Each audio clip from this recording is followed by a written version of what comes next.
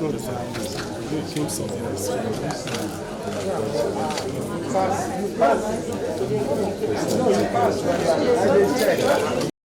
Well, we are here in AIT today to pay our condolences to the management staff and the family of Chief Raymond Dokpesi. Chief Raymond Dokpesi, one thing I can remember him for is for his forgiving spirit. I'm a politician and he's from my state. I have noticed that each time you fall out with him and you come back to say I'm sorry, he easily forgives. I will ever remember him for his forgiving spirit.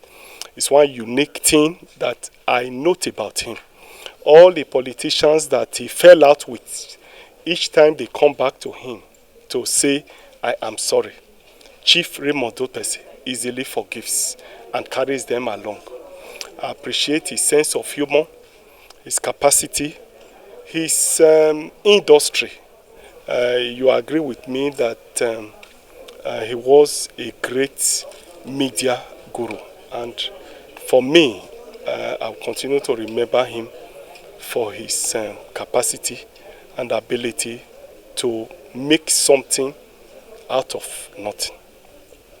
Thank you so much. Yeah.